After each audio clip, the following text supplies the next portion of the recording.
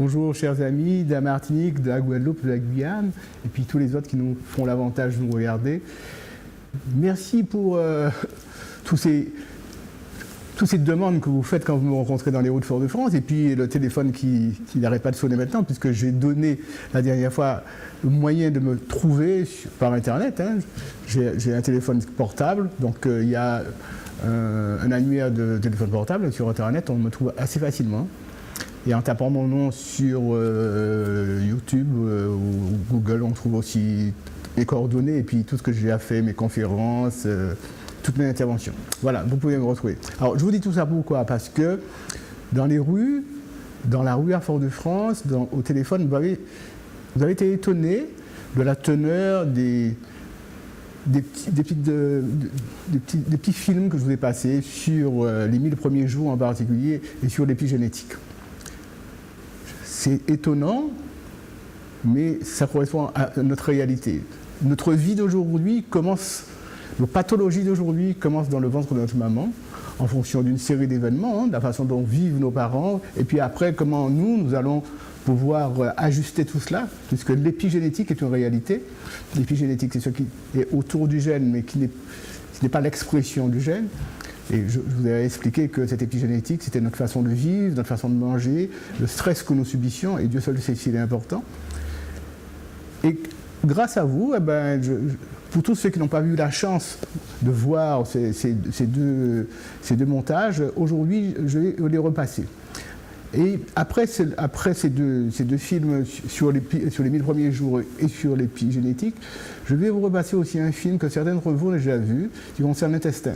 Vous savez que l'intestin, pour moi, c'est un grand dada, 80% de notre immunité, la sérotonine, qui est responsable de notre équilibre psychique, à 80% est synthétisée au niveau de l'intestin. Il y a un dialogue permanent entre le cerveau du haut et le cerveau du bas. Pendant très longtemps, on a cru que le cerveau, il n'y en avait qu'un seul. Il y en a un deuxième, mais en fait, la première place était usurpée parce qu'il faut que vous sachiez que quand la vie est arrivée sur Terre, c'était des éléments unicellulaires, c'est unique. Il n'y avait pas de cerveau, il y avait un tube digestif. Et l'évolution a fait qu'il y a eu le deuxième cerveau. Donc le premier cerveau, c'est effectivement le tube digestif et l'intestin qui fait partie de ce tube digestif. Maintenant, vous allez pouvoir regarder ce film sur les 1000 premiers jours. Ce sont des propos qui sont tenus par un professeur de pédiatrie qui a eu le courage d'aborder ces 1000 premiers jours avec beaucoup d'humilité en disant « Nous ne savions pas ». Écoutez et regardez.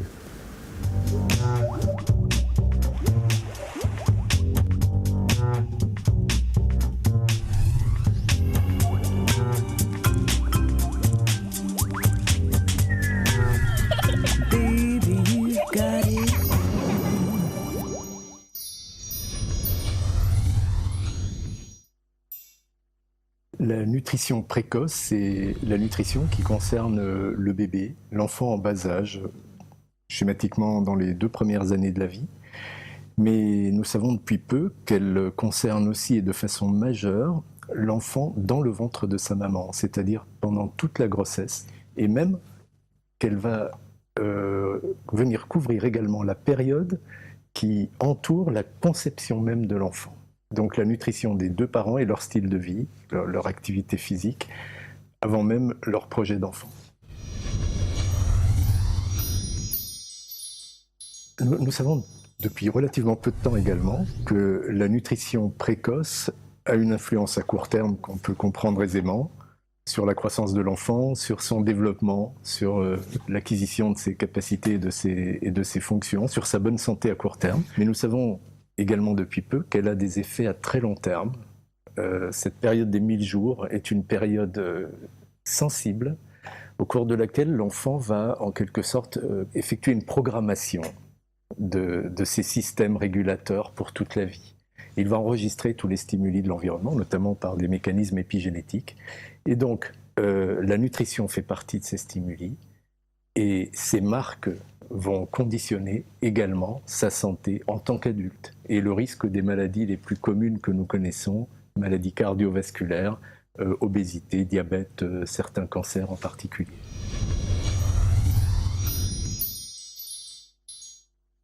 L'alimentation à privilégier lorsque le bébé est tout petit, c'est bien sûr l'allaitement maternel, qui est le meilleur aliment pour, en quelque sorte, une programmation optimale des régulations de l'enfant pour toute sa vie. Plus tard, lorsque l'alimentation se diversifie, ou lorsque la mère ne peut pas ou ne souhaite pas allaiter, il est important de veiller à une alimentation qui soit équilibrée, dans certains domaines en particulier, et notamment lorsqu'il s'agit de formules infantiles ou de lait infantile, dans le domaine du contenu en protéines, du contenu en certains acides gras essentiels, comme les acides gras polyinsaturés à longue chaîne et en particulier les acides gras oméga 3, et du contenu en probiotiques également. Si on prend le cas des protéines, eh bien, nous savons que leur quantité comme leur qualité, et il faut qu'elles soient proches de celles du lait maternel, sont importantes pour la construction du corps de l'enfant, son développement plastique. Le corps est fait de protéines. Mais si l'enfant reçoit des protéines inadaptées en qualité ou en quantité, il va mal programmer ses régulations dans cette période sensible des 1000 premiers jours et être exposé plus tard à un risque de surpoids, de diabète de type 2 à l'âge adulte, voire d'hypertension artérielle. Pour ce qui est des acides gras essentiels et des acides gras polyinsaturés à longue chaîne, des quantités minimales doivent être respectées parce qu'eux aussi interviennent dans la construction là plutôt du cerveau et d'organes comme la rétine sur un plan plastique. Si l'enfant ne reçoit pas assez d'acides gras polyinsaturés à longue chaîne, en particulier d'oméga 3, ou si c'est en déséquilibre d'apport, eh bien, il pourra présenter des troubles là aussi à long terme, en sachant que de plus, ces acides gras interviennent dans la régulation du système immunitaire, du risque allergique et du risque infectieux. Il y a un troisième exemple, ce sont les probiotiques. Les probiotiques jouent un rôle capital dans la constitution de la flore intestinale du bébé, cette flore que le bébé acquiert à partir de la naissance et qui va constituer le microbiote intestinal. Le microbiote va avoir un effet régulateur sur le système immunitaire de l'enfant durant effectivement sa croissance, mais aussi très probablement pour toute la vie. Donc lorsque l'on ajoute des probiotiques à l'alimentation de l'enfant, en particulier aux formules infantiles, il est extrêmement important de vérifier qu'il s'agit bien de probiotiques efficaces et testés.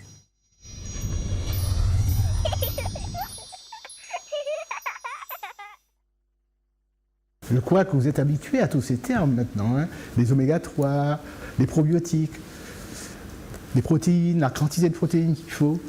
Tout cela doit être bien réglementé, je dirais, parce que c'est l'avenir de nos enfants de demain. Alors il faut que les parents, quand ils sont en attente d'enfants, que leur alimentation soit équilibrée. Et pour ça, ils peuvent aller voir des gens qualifiés, hein. Alors là, pendant une grossesse, le diététicien est vraiment très très bien placé. Il a la part belle pour pouvoir aider les parents à avoir, et la mère en particulier, à avoir la meilleure grossesse possible. La grossesse est importante. Les 1000 premiers jours, mais les 1000 premiers jours vont au-delà de l'accouchement, hein, puisque c'est les 3 premières années. Et l'enfant, la maturation de l'enfant se fait à ce moment-là.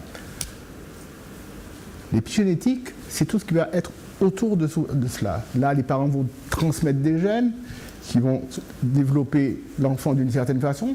Et puis, à côté de cela, le mode de vie qu'aura cet enfant, dans sa petite enfance, mais aussi ce qui va se créer dans sa vie d'adulte, va permettre d'avoir ou pas une pathologie lourde ou pas lourde. Et c'est ça que nous appelons l'épigénétique. Alors, il y a aussi un petit film intéressant qui dure quelques minutes, il s'agit de M. de Ronet, qui est un biologiste de haut vol, et qui va vous expliquer avec ses mots ce qu'est l'épigénétique. Regardez, écoutez. Peut-être, Joël de Ronet, ce serait l'occasion de poursuivre sur l'épigénétique, parce que vous l'avez abordé très rapidement au préambule de cette conférence, et pourtant c'est un sujet intéressant. Qu'est-ce que c'est? Alors c'est plus qu'intéressant. L'épigénétique, je vais vous expliquer ce que c'est la grande révolution de la biologie de ces 5 dernières années, pas 10, 20, 30, 5 dernières années. Il y aura une floraison de prix Nobel sur ce sujet. Vous connaissez tous la génétique, c'est l'ADN, le programme du vivant. Et pendant très longtemps, on a cru que cet ADN ne pouvait faire des variations. C'est vrai d'ailleurs dire, c'est une réalité, par des mutations qui mettent très longtemps à se traduire par des espèces qui vont s'adapter et donc sélectionnées par la sélection darwinienne. Or, le programme de la vie ne code que pour 15% des machines-outils qui font fonctionner la cellule vivante, c'est-à-dire les enzymes et les protéines. 15%. Donc on s'est dit, mais qu'est-ce que c'est que le reste, les 85%? Et comme on ne savait pas, on a appelé ça junk DNA, ADN poubelle. C'est facile, c'est des trucs qui sont accumulés au cours du temps. Maintenant, on sait que ces 85% permettent la fabrication de petites molécules d'ARN qui sont monobrins, beaucoup plus courtes que le grand ADN, 10, 15 bases du code génétique jusqu'à 150. Et en permanence, elles circulent dans le corps et régulent le fonctionnement des gènes. Donc l'épigénétique, c'est la modulation de l'expression des gènes. En fonction de quoi? En fonction du comportement. Votre comportement quotidien. Ce que vous mangez, si vous faites de l'exercice ou pas. Si vous avez managé ou non votre stress, si vous avez du plaisir dans ce que vous faites, et si vous avez un réseau social et familial qui marche bien, ces 5 éléments, combinés entre eux, vont conduire à la production dans votre corps de petites molécules qui vont s'accrocher à des enzymes, lesquelles vont rentrer ou être reconnues dans le noyau. Dans le noyau où il y a l'ADN. Cet ADN est protégé par une gaine, comme un fil électrique est protégé par du plastique. Cette gaine s'appelle des histones, sont des protéines. Or, l'ouverture de ces histones permet de polymériser l'ADN en ARN messager, qui va permettre de fabriquer les protéines et les enzymes, ou non. C'est comme un livre de cuisine. Vous avez un livre de cuisine où les pages de chapitres sont collées. Si le chapitre du soufflé au fromage est collé, vous ne pouvez pas faire de soufflé au fromage. Par contre, si le chapitre du poulet casserole est décollé, vous faites du poulet casserole. Mais si on recolle le chapitre du poulet casserole et qu'on ouvre le soufflé au fromage, vous ferez du soufflé au fromage. L'ADN, c'est comme ça. Il y a des gènes qui s'expriment, des gènes qui sont silencieux, des gènes qui sont inhibés. Et ça dépend de notre comportement. Donc, je finis là-dessus. Réalisez ce que ça représente pour la médecine préventive. Réalisez ce que ça représente pour vous. Vous pouvez être en partie responsable de votre santé. Oui, vous pouvez faire quelque chose pour vous. Essayez d'être en meilleure santé, c'est possible. Essayez de vieillir moins vite. Et c'est un intérêt non seulement pour vous, et c'est un intérêt social. Et je termine sur un exemple précis de l'épigénétique, ce sont les abeilles. Toutes les larves d'abeilles naissent avec le même patrimoine génétique, exactement le même. Mais si vous donnez de la gelée royale à manger à certaines larves et pas à d'autres, elles deviennent des reines. Vous avez la différence entre une larve d'abeille et une reine, ou une abeille ouvrière et une reine. Elle est plus grosse, elle pond des œufs et elle vit plus longtemps. Donc rien que l'alimentation de la gelée royale a méthylé ou acétylé, je ne veux pas rentrer dans les détails chimiques, ces fameuses histones pour permettre aux gènes de s'exprimer ou non. C'est une grande révolution et ça va définir la médecine préventive de demain par rapport à la médecine thérapeutique et au poids de Big Pharma et des médicaments dont on n'est jamais trop sûr que leur interdépendance va causer plus de maladies que celles qu'ils essayent de guérir. Voir ce qui est en train de se produire en ce moment avec des médicaments qui sont retirés du marché régulièrement. Merci. L'épigénétique, la modulation de l'expression des gènes. Et nous sommes responsables. Bien ça. Ce sont des choses que j'ai dites ici et quelquefois j'ai l'impression de ne pas être compris. Nous avons une part de responsabilité. Alors lui dit à 85%, c'est extraordinaire quand même. Alors qu'en général, les termes qui sont tenus, c'est plutôt 75, voilà. Donc tout ça pour dire qu'il n'y a pas de fatalité. Nous pouvons avoir le gène de l'obésité, nous pouvons avoir le gène du diabète, mais nous avons la possibilité, en fonction de notre mode de vie, de moduler tout cela, et c'est l'épigénétique. Alors, par l'alimentation, mais il y a une partie pour laquelle vous n'êtes pas vraiment responsable, ou nous ne sommes pas vraiment responsables, parce que je suis aussi dans le lot, c'est tout ce qui est autour de nous, et surtout la façon de gérer le stress. Voilà. Donc, nous avons la possibilité de devenir des reines et des rois en fonction de ce que nous allons mettre, ce que nous allons permettre aux gènes d'exprimer ou de ne pas exprimer. Mais tout ça, ça commence aussi dans le ventre de la mère. Et la grande expression de pathologie ou de non-pathologie, ça passe par l'intestin. Deuxième cerveau, comme je vous disais tout à l'heure, c'est plutôt le premier cerveau. 80% de notre immunité. Vous avez déjà vu ce film que je vais proposer. Certains d'entre vous l'ont déjà vu. Mais prenez le temps de le regarder et d'écouter. Ce sont des nouveautés qui seront toujours des nouveautés parce que c'est difficile d'intégrer la vie de l'intestin, son importance. Et si jamais vous preniez conscience de tout cela après avoir regardé ce film, vous pouvez changer votre vie, vous pouvez moduler l'expression des gènes et apporter à votre intestin un peu plus d'attention pour qu'il puisse exprimer de la non-pathologie. Regardez. À tout à l'heure. Un récif de corail est un être vivant, composé d'une multitude de micro-organismes qui forment un tout. Depuis peu, on réalise que cette définition pourrait aussi s'appliquer à l'homme. Si on comptait nos cellules, on voit que 90% de notre organisme, on est bactéries. Moi, je suis 90% bactérien. Vous aussi d'ailleurs, et les personnes qui nous écoutent le sont également. Quand l'espèce humaine est apparue sur Terre, les bactéries étaient déjà là depuis 3 milliards d'années. Ce sont elles qui ont permis à l'homme d'évoluer vers sa forme actuelle. Quand on parle de microbe à quelqu'un, ça va tout de suite être quelque chose de négatif, de problème d'hygiène, de saleté, de pathogène. Mais non, je veux dire, la majorité du monde microbien, c'est un monde bénéfique. Ça n'est pas tous les jours qu'on découvre un nouvel organe dans le corps humain. Pourtant, de plus en plus de scientifiques en sont persuadés. Nous possédons un organe dont on ignorait l'existence il y a seulement 2 ans. Il serait logé à l'intérieur de notre ventre.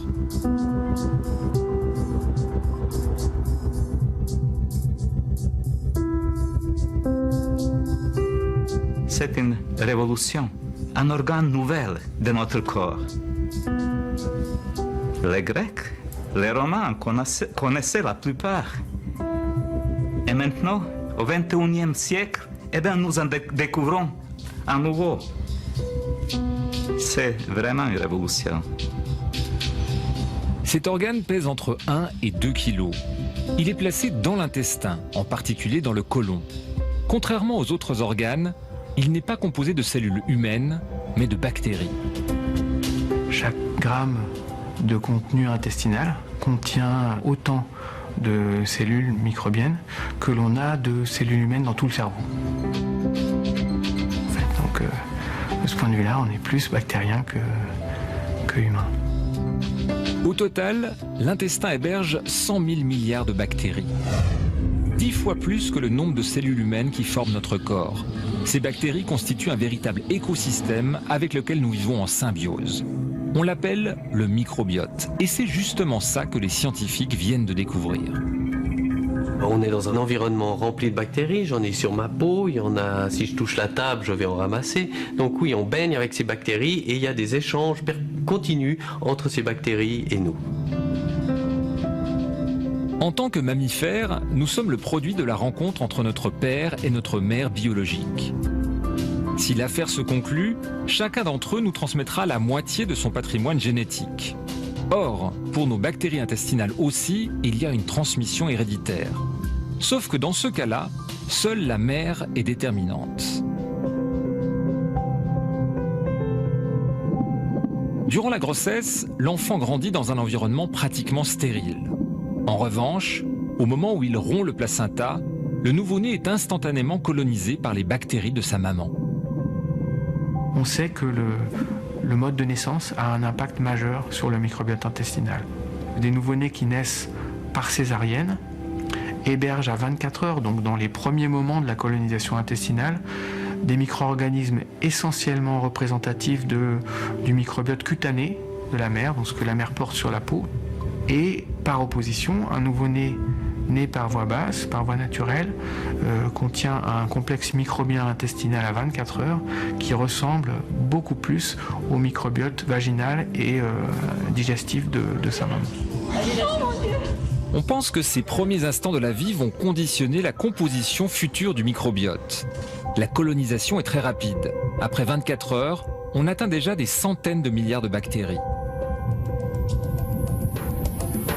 Ensuite, cet écosystème va évoluer au fur et à mesure que l'enfant entrera en contact avec d'autres microbes. À l'intérieur de l'intestin, les bactéries déjà installées vont faire le tri des nouveaux arrivants. Seules les espèces qui rempliront une place vacante dans cet écosystème pourront y survivre. Elles se choisissent entre elles en quelque sorte.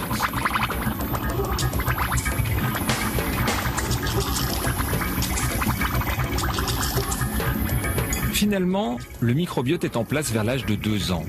Il réunit plusieurs centaines d'espèces bactériennes. D'une personne à l'autre, cet organe remplit les mêmes fonctions, mais en revanche, ce travail peut être assuré par différentes bactéries. Ainsi, la composition du microbiote est propre à chacun. Exactement comme une empreinte digitale. Il y a ce qu'on appelle un effet de niche. C'est-à-dire que quand des bactéries sont déjà là, elles empêchent les autres bactéries de venir prendre leur place. C'est un peu comme dans le métro, si vous avez tous les sièges qui sont occupés, c'est plus difficile de demander à une personne de se lever pour s'asseoir. Mais néanmoins, il est possible de trouver une place assise dans ces situations et certaines bactéries peuvent faire leur chemin et venir coloniser notre microbiote pour des durées qui peuvent être très prolongées. Ce mécanisme est à l'origine d'une découverte fondamentale. Il a pour acteurs des lignées de souris minces et d'autres de souris obèses. En mettant les minces dans les cages des obèses, on s'est rendu compte qu'elles se mettaient à grossir. Explication, au contact des crottes des souris obèses, les minces avaient été colonisées par leurs bactéries intestinales. Depuis, les chercheurs explorent le rôle de ces bactéries et vont de surprise en surprise. À Amsterdam, le centre académique médical est l'un des principaux hôpitaux hollandais. On y mène actuellement une expérience unique en Europe. Non pas sur la souris, mais sur l'homme. Le contenu de la glacière a été déposé à l'hôpital le matin même. Pour cette expérience, le matériel doit être le plus frais possible. Ruud Coté est médecin. Quand il débute son protocole d'expérimentation, en général, personne ne s'approche de lui.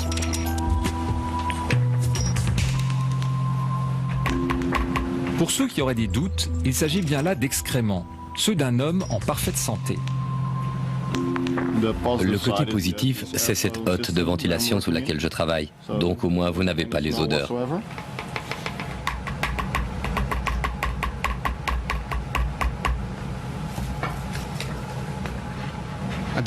Mais au début, ça vous dérangeait? Bon, c'est toujours étrange de pratiquer ce genre de procédure avec les excréments d'un autre homme, bien sûr. Donc en un sens, il faut s'y habituer. Mais ce que j'entrevois différemment, c'est avant tout le microbiote intestinal qu'il y a dedans et les possibilités que cela ouvre à différents niveaux.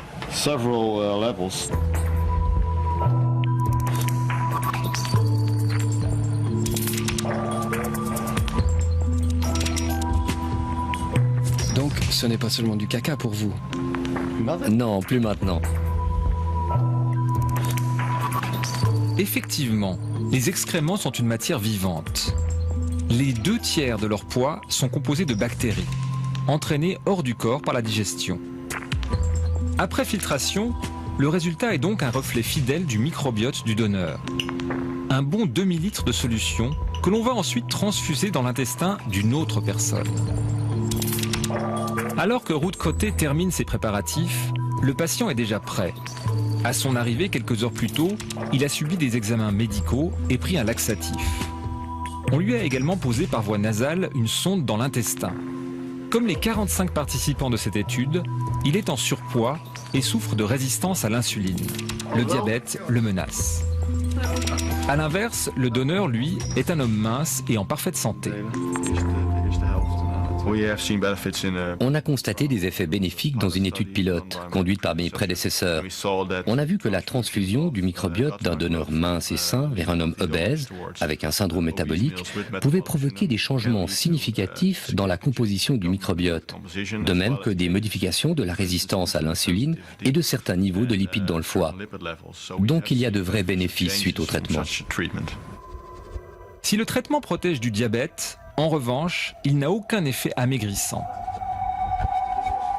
Comme avec n'importe quel médicament, l'expérience s'effectue en double aveugle. Ni le patient ni le médecin ne savent si le contenu de la seringue provient d'un donneur ou du receveur lui-même. Les premiers résultats indiquent que les effets bénéfiques s'estompent après quelques semaines. Difficile dans ces conditions d'imaginer d'en faire un traitement de routine. Le but ici est donc d'identifier quelles bactéries seraient à l'origine des améliorations constatées sur la santé. Parmi les contraintes, le patient doit être à jeun. Alors, avant même la dernière transfusion, on lui apporte un plateau repas pour le faire patienter.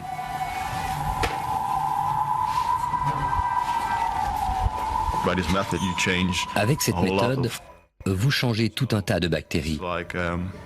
Donc c'est comme si on regardait ça de très haut, en modifiant un tas de choses et en espérant trouver ce qui procure effectivement l'effet bénéfique pour pouvoir ensuite poursuivre avec ces bactéries spécifiques.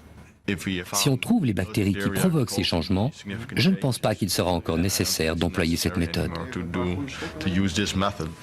Niks gebeuren hoor. Gewoon even om de buitenkant schoon te spoelen. Comment vous vous sentez maintenant? Bien. Oui, ça va. J'ai un peu faim. Vous avez faim? Oui. Bon, c'est pas très marrant, mais voilà. C'est fait et c'est terminé maintenant. Bon, bon appétit. Oui, merci.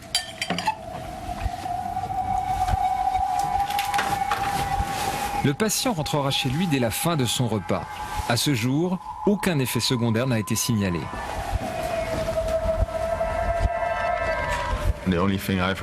La seule chose dont j'ai entendu parler pour l'instant, c'est une personne qui m'a rapporté que le lendemain, elle avait eu des gaz et qui m'a dit « ce n'était pas les miens ».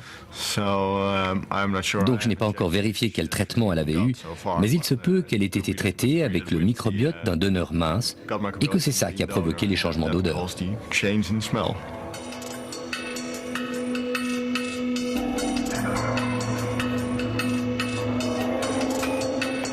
Avant la découverte du microbiote, les bactéries intestinales intéressaient surtout les spécialistes de la rumination des bovins.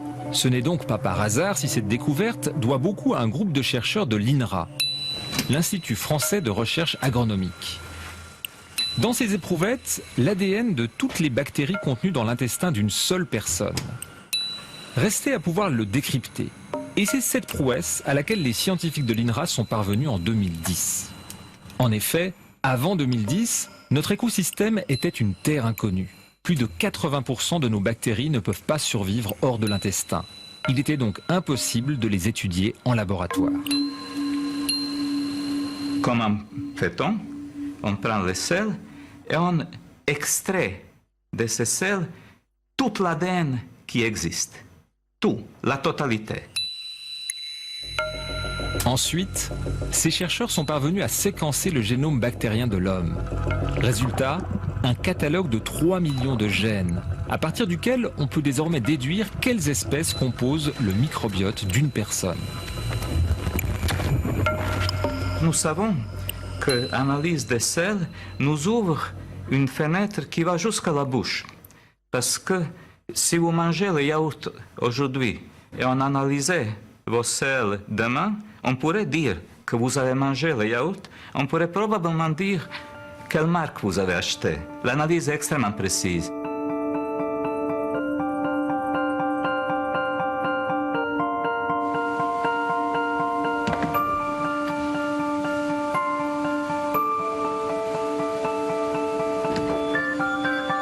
L'autre outil qui permet d'étudier le rôle de cet organe se trouve dans ces couveuses.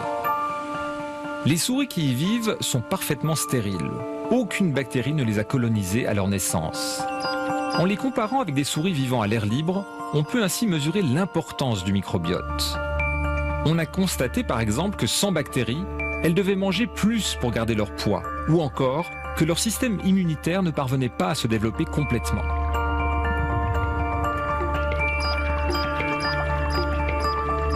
Plus ces recherches avancent, plus on découvre de nouveaux liens entre le microbiote et l'organisme. Comme si, à chaque milliseconde, des quantités de messages chimiques étaient échangés entre nos bactéries et nous.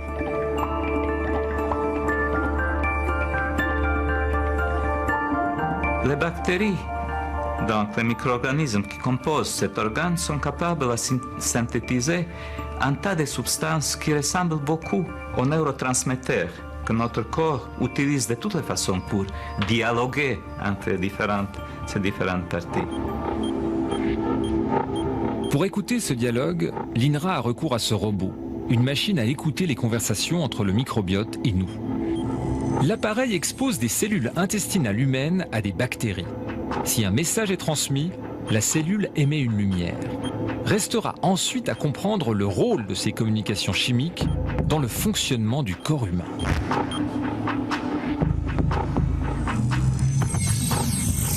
On savait déjà que l'intestin était entouré d'un gigantesque réseau de neurones. On savait aussi que des nerfs le reliaient au cerveau. En revanche, on commence seulement à entrevoir l'influence des bactéries intestinales sur notre comportement.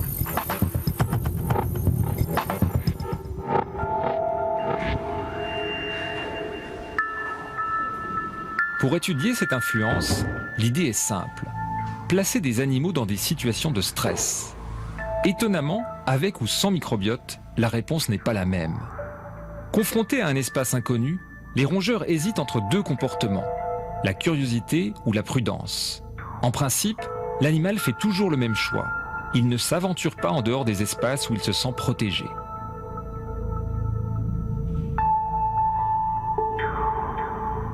Mais, en l'absence de microbiote, l'animal agit différemment. Il s'aventure sur la partie dégagée, comme s'il n'avait pas la même conscience du danger. Apparemment, ce rat n'a pas peur de chuter ou de finir dans la gueule d'un prédateur. Le comportement d'une souris sans germe est beaucoup moins prudent que le comportement d'une souris, la même souris avec le germe. Maintenant, si moi j'étais une bactérie qui vivait dans l'intestin d'une souris, mais j'aurais préféré qu'elle soit un peu plus prudente, parce que si elle meurt, moi aussi j'y passe. Donc vous pouvez voir cette coopération, cette symbiose, comme quelque chose qui optimise la mise des deux partenaires, nous et notre microbiote. Plus surprenant encore, quand l'expérience consiste à intervertir le microbiote entre deux lignées de rongeurs. Chez un animal sans germe, il est possible d'inoculer les bactéries d'un autre animal. Le résultat le plus troublant a été obtenu en croisant les microbiotes de rats naturellement dociles et de rats beaucoup plus agressifs. Eh bien, échange des microbiotes entre ces deux races rend la race docile agressive et en revanche, la race agressive plus docile. À ce jour, on n'a pas d'explication à ce phénomène. On ne sait pas comment le microbiote agirait sur le comportement. Mais encore une fois, ces expériences troublent. Jusqu'à quel point sommes-nous influencés par nos bactéries? Quelle est la part bactérienne de notre personnalité?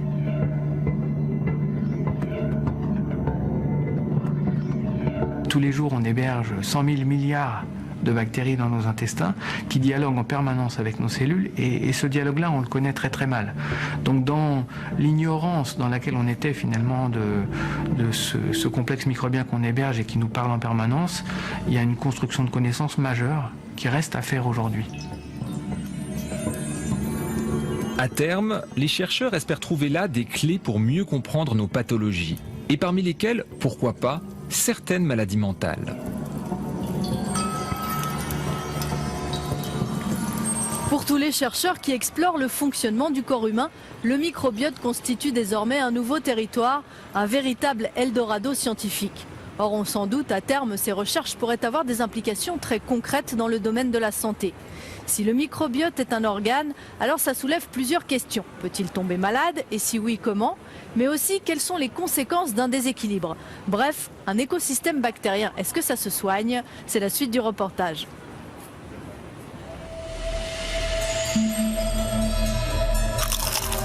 Manger est la manière la plus évidente d'interagir avec notre microbiote. Après avoir été mâchés, les aliments arrivent dans l'estomac pour être découpés par des acides gastriques et transformés en éléments nutritifs. Mais ça ne permet pas de tout digérer. Sans le travail des bactéries intestinales, de nombreux aliments seraient tout simplement indigestes. Ils traverseraient nos intestins sans rien nous apporter.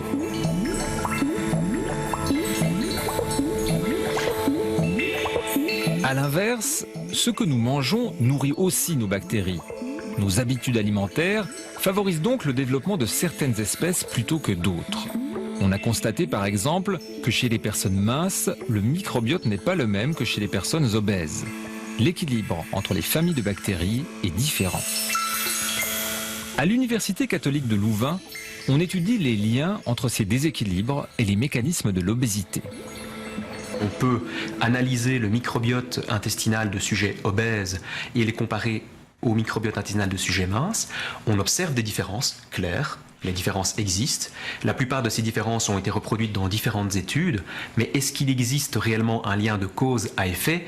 C'est là que la question reste évidemment encore en suspens. Ce que l'on commence à comprendre, c'est que chez les personnes minces, le microbiote protégerait les parois de l'intestin. Alors que dans l'obésité, certaines bactéries rendraient ces parois plus perméables. Cela modifierait les messages chimiques que le microbiote envoie aux cellules du corps, avec des conséquences non seulement sur le stockage des graisses, mais même sur l'envie de manger. Vous mangez un régime riche en graisses, vous modifiez la composition du microbiote intestinal. Ce microbiote intestinal va donc ensuite avoir un impact sur l'hôte, à différents niveaux. Est-ce que cette modification due aux lipides alimentaires entraîne une augmentation de l'inflammation, entraîne une modification du comportement alimentaire? Très probablement. Donc l'axe, je dirais, intestin-cerveau, puisque l'on sait que l'intestin va produire des hormones qui contrôlent l'appétit, nous avons en main des données qui nous laissent effectivement penser que ce microbiote intestinal contrôlerait le comportement alimentaire en modifiant cette interaction entre l'intestin et le cerveau. En clair, manger trop gras favoriserait des bactéries qui nous incitent à manger encore plus. Le tout est de savoir si l'on peut inverser le processus. 42,5. Cette souris est le résultat d'un régime alimentaire trop riche en graisse. Elle présente tous les signes de l'obésité. Cette autre pèse moitié moins. 24,3. Pourtant, les deux souris ont eu accès à la même nourriture. La différence tient au fait que chez la seconde, on a administré un probiotique, une souche bactérienne vivante qui, une fois dans l'intestin, est parvenue à corriger le déséquilibre de son microbiote. Ce qu'il est important de noter, c'est que l'administration d'une seule bactérie, en fait, peut avoir un impact sur toute l'écologie du système lui-même. Il ne s'agit encore que d'une piste. Un être humain, ça ne se manipule pas comme une souris de laboratoire. Est-ce que c'est envisageable d'avoir la bactérie qui fait maigrir? C'est la question à 100 000 $, comme diraient certains de mes collègues. Donc, est-ce que ces bactéries, est-ce qu'il existe une bactérie capable de faire maigrir? Expérimentalement, je vous dirais oui. Nous avons des souches bactériennes qui permettent de faire maigrir. Les animaux de laboratoire. Est-ce que cette bactérie, cette espèce bactérienne, serait capable de faire maigrir l'homme? Évidemment, on n'en est pas encore là. Mais conceptuellement, je pense qu'on pourrait imaginer, c'est tout à fait plausible, qu'une bactérie améliore au moins la situation physiopathologique des sujets obèses. Est-ce qu'elle va faire maigrir un sujet pour le rendre mince? C'est très difficile de pouvoir vous dire que ça va exister. Par contre, qu'une seule bactérie soit capable de diminuer le gain de poids corporel et en parallèle améliorer par exemple le diabète, là j'y crois.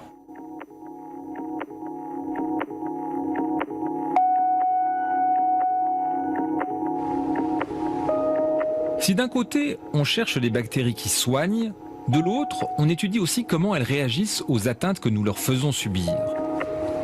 À Genève, à quelques pas du centre-ville, des chercheurs de l'université traquent les mutations de Pseudomonas aeruginosa. La bactérie se trouve partout, notamment dans la terre, mais elle peut aussi causer des infections mortelles chez des personnes affaiblies. Raison d'ailleurs pour laquelle les pots de fleurs sont interdits dans les hôpitaux. On s'est rendu compte que ce germe très courant, il est capable de devenir extrêmement dangereux et capable de devenir résistant à certains antibiotiques s'il est en présence de certains contaminants, de certains polluants qu'on peut retrouver dans l'environnement, qui sont notamment les métaux lourds.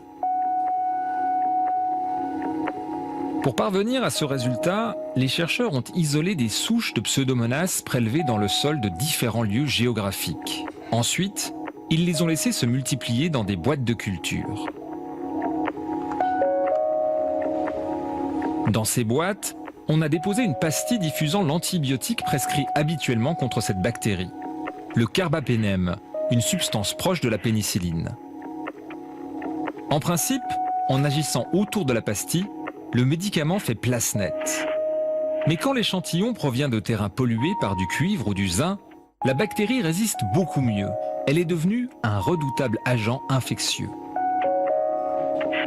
Polluer un écosystème, c'est modifier également la flore microbienne qui s'y trouve, et c'est cette flore microbienne qui pouvait être, on va dire, moins dangereuse, peut devenir tout d'un coup plus dangereuse. Et justement, à l'échelle de chaque individu, le microbiote intestinal constitue un écosystème. Les 100 000 milliards de bactéries qui le composent vont donc, elles aussi, réagir aux atteintes qu'elles subissent. Dans tous les lieux qui accueillent des malades, lutter contre les infections microbiennes est un souci permanent. À l'hôpital cantonal de Genève, le laboratoire de bactériologie emploie une quarantaine de personnes. Un patient hospitalisé sur 2 fait l'objet d'une analyse. Les bactéries s'adaptent en permanence au changement de leur environnement. Et ce n'est pas forcément à notre avantage. Il y a rarement des mauvaises bactéries. Il y a quelques bactéries qu'on connaît qui sont de redoutables pathogènes. Mais la plupart des bactéries qui nous habitent sont des bactéries généralement bonnes, avec qui on vit très très bien. Mais de temps en temps, en fonction des circonstances, notre état de santé, le fait de prendre certains médicaments, le fait d'être dans certaines circonstances, fait que ces bactéries peuvent profiter de notre faiblesse momentanée et occasionner des infections. À l'intérieur du microbiote, les différentes espèces bactériennes sont en compétition permanente. Elles se contrôlent mutuellement et cela garantit l'équilibre du système. Mais cet équilibre peut être mis à mal, notamment par les antibiotiques. Quand on les utilise, de toute façon, on va occasionner un certain nombre de dégâts sur le microbiote. Tous les microbes qui sont susceptibles, sensibles à ces antibiotiques vont mourir, ou une grande partie d'entre eux, et on pense qu'une partie de notre microbiote va se reconstituer après, quand les antibiotiques ne seront plus là. Mais c'est la même chose que quand on fait un gros dégât dans une ville. Quand on bombarde une ville, on reconstruit des bâtiments, mais ils ne sont pas exactement les mêmes. Donc il y a des conséquences.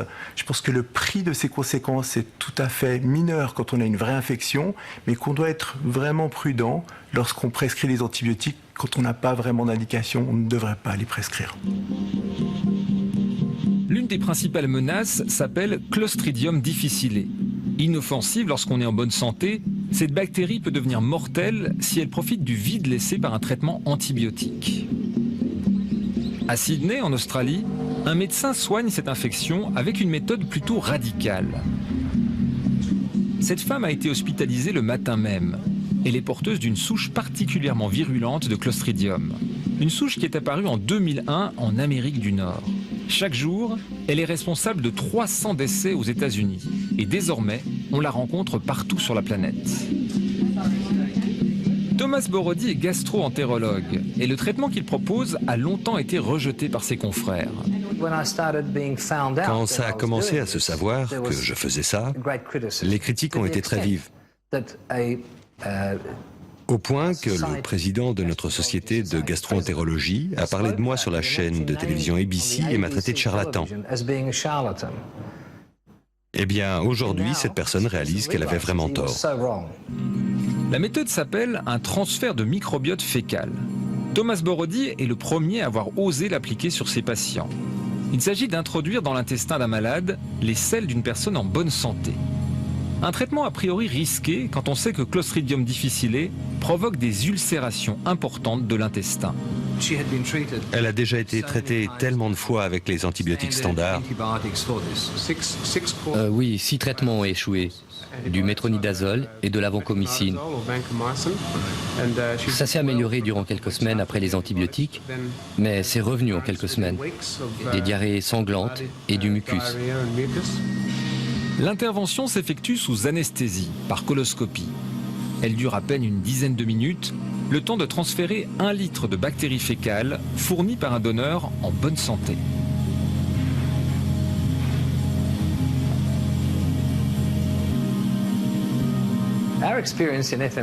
Notre expérience est que ça change la vie des gens. On a pratiqué sur beaucoup de patients provenant des hôpitaux de soins intensifs. En fait, ce sont souvent les générations les plus âgées qui attrapent ces infections à l'hôpital. C'est un phénomène courant. Ensuite, ils sont transférés chez nous après avoir perdu 15 ou 20 kilos. Et ils ressemblent aux gens qui ont échappé au camp de concentration. On infuse une flore chez ces personnes et en quelques semaines, ils retrouvent une vie normale. Ils ne se souillent plus, leur famille nous remercie. C'est l'une des procédures les plus miraculeuses que j'ai eu l'occasion de voir. À ce jour, 2500 personnes ont déjà suivi ce traitement. Dans 9 cas sur 10, elles ont été complètement guéries. On a aussi élargi les applications. On l'emploie maintenant pour le syndrome du côlon irritable, quand rien d'autre ne fonctionne, pour la rectocolite hémorragique et surtout pour les colites liées à la maladie de Crohn, où les patients ont aussi du Clostridium.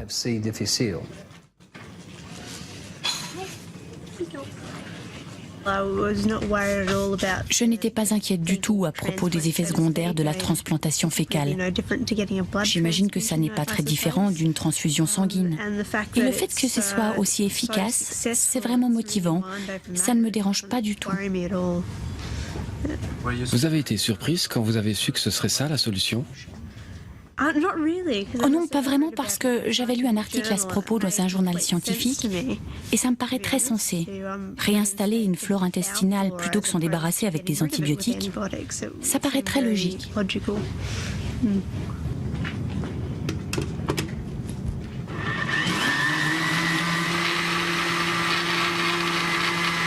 Ce qui est intéressant, c'est que des anomalies de la flore intestinale existent aussi dans les maladies allergiques, comme par exemple l'asthme, des maladies auto-immunes aussi, comme l'arthrite rhumatoïde. On a eu des cas de purpura thrombopénique idiopathique qui ont été complètement soignés. Donc je pense qu'il y a d'autres situations qui pourraient être corrigées. Dans chaque situation, le principe est le même. Recoloniser l'intestin du malade avec une flore bactérienne équilibrée.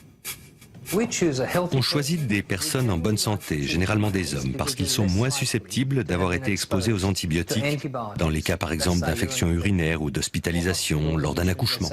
Donc pour ce traitement, les hommes sont un meilleur choix parce que leur flore intestinale a été moins abîmée par les antibiotiques.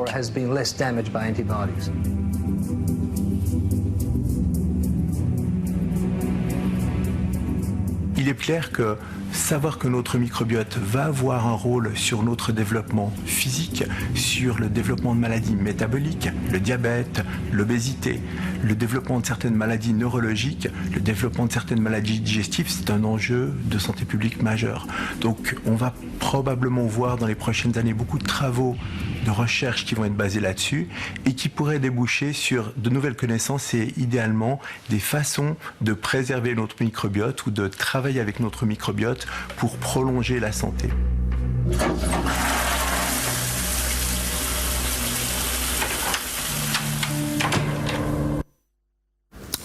Nous revoilà le Clostridium difficile. Il existe sur notre territoire, aux Antilles.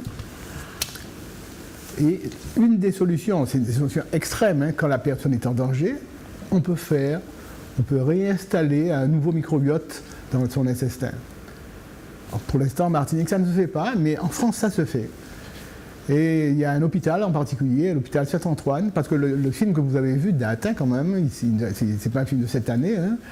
Donc nous avons le recul maintenant pour savoir si ça fonctionne. Ça fonctionne. Et il y a un hôpital, je vous dis, qui en fait assez souvent, c'est l'hôpital Saint-Antoine à Paris, et ça a permis de sauver des gens. Alors, quand on fait cet échange de microbiote, c'est parce que le patient est arrivé à un stade extrême. La personne que vous avez vue tout à l'heure était malade, risquait de mourir. C'était sa dernière chance. Alors, je sais que certains d'entre vous ont dû être choqués par certaines de ces images, parce que ça ne fait pas partie de notre quotidien, même si nous allons à la selle tous les jours. Mais ce que vous avez vu, ce qu'on a introduit dans l'intestin de cette personne, ce n'est pas du caca comme vous pourrez le penser, mais c'est du microbiote intestinal. Et quand je vous conseille souvent de faire attention à votre intestin, de le protéger par une alimentation non fermenticide, c'est pour que ce microbiote ne soit pas en difficulté. Parce que là, comme disait tout à l'heure M. de Ronet, nous sommes responsables, en partie. Mangez, faites la vie, faites la fête si vous voulez, mais souvenez-vous d'une chose, chaque fois que vous allez mettre votre microbiote intestinal en difficulté, vous allez augmenter le risque d'avoir une pathologie. Grâce à Dieu, ces pathologies souvent sont irréversibles. Mais en faisant des successions de pathologies, un jour ou l'autre, votre intestin va vous demander des comptes. J'espère que vous avez eu des informations intéressantes qui vous permettront de voir, de regarder et de sentir votre intestin avec un autre œil, et surtout que me promettez de faire attention. À bientôt.